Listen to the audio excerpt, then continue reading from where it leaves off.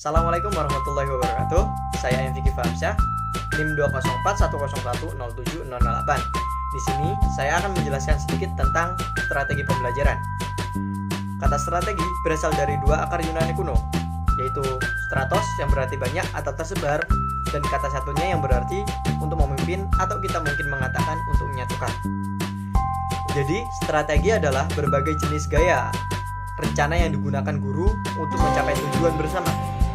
Tujuan yang dimaksud di sini adalah tujuan pembelajaran, yaitu untuk merangkai kebersamaan melalui percakapan dan hal lainnya yang menyatukan individu-individu yang berbeda di sekitar inti pembelajaran yang umum. Sampai saat ini, sebagian besar guru hanya memiliki beberapa teknik generik yang mereka miliki, antara lain diskusi, demonstrasi, ceramah, praktik, dan terakhir ujian. Namun, setelah 50 tahun terakhir, para guru dan peneliti telah menciptakan, merevisi, mengubah, dan menyusun kembali 5 elemen dasar ini menjadi ratusan bentuk baru. Ada berbagai macam strategi pembelajaran, tapi dalam buku The Strategic Teacher yang akan kita jadikan referensi untuk semester ini telah mengumpulkan 20 strategi yang paling andal dan fleksibel bersama dengan puluhan variasi dan mengaturnya menjadi 4 gaya instruksi yang berbeda. 1. Gaya penguasaan yang menekankan pengembangan memori siswa. 2. Gaya pemahaman yang berusaha memperluas kapasitas siswa untuk menalar dan menjelaskan. 3. Gaya self-express yang merangsang dan memelihara imajinasi dan kreatif siswa. Dan yang terakhir, gaya interpersonal yang membantu siswa menemukan makna dalam hubungan yang mereka tempa dan bersatu dalam tindakan belajar. Buku The Strategic Teacher juga memberikan contoh dalam strategi pembelajaran. Jadi, ada seorang guru yang bernama Gabriel. Beliau memulai kelas dengan tujuan yang jelas. Gabriel ingin siswa berlatih dan mengembangkan kemampuan mereka untuk alasan dan menimbang bukti saat menggunakan konsep yang mereka pelajari, selama uniknya pada kepunahan. Yang dimaksud adalah kepunahan dinosaurus.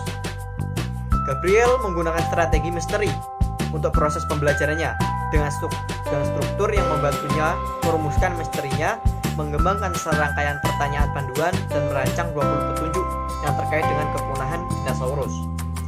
Strategi misteri juga membantu peran guru jelas bagi Gabriel. Dia mengajukan misteri kepada siswa, menjelaskan apa yang harus dilakukan siswa selama pelajaran, dan mendengarkan dan melatih kelompok siswa saat mereka mengumpulkan petunjuk.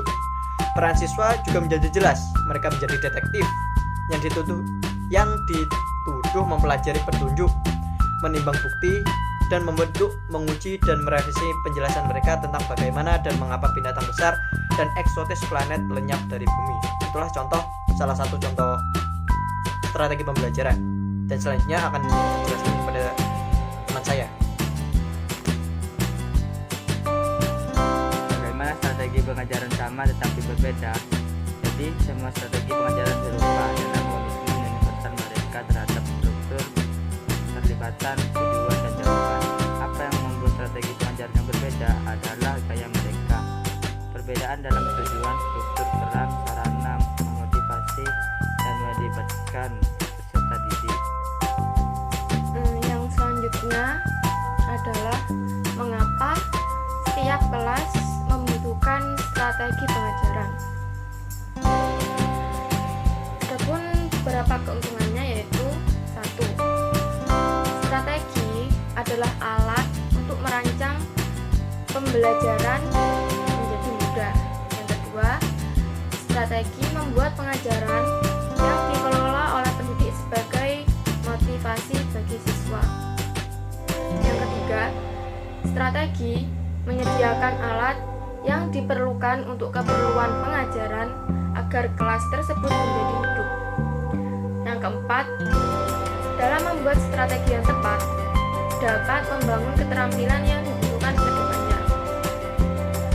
Yang kelima, dengan seringnya menggunakan strategi dapat mengarahkan keuntungan yang konsisten dan signifikan dalam prestasi siswa.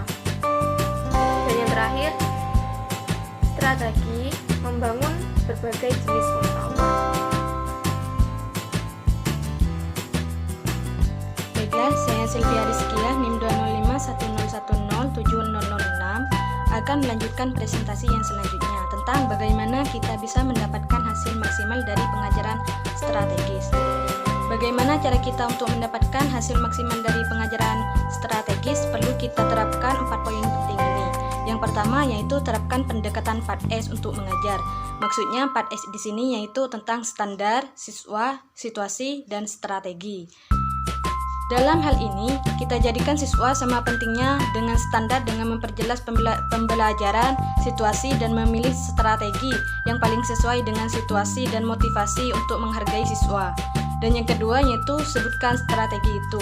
Maksudnya di sini yaitu beritahu siswa strategi apa yang akan digunakan. Ajari mereka langkah-langkah spesifik yang akan dilalui dan peran apa yang akan dimainkan masing-masing. Dan yang ketiga, lakukan rotasi strategis. Maksudnya di sini yaitu dengan menggunakan kelima jenis strategi secara teratur dan catat gaya apa yang akan digunakan bersama dengan bagaimana siswa itu merespon. Dan yang terakhir, yang keempat yaitu terus bergerak maju dengan secara teratur melihat ke belakang.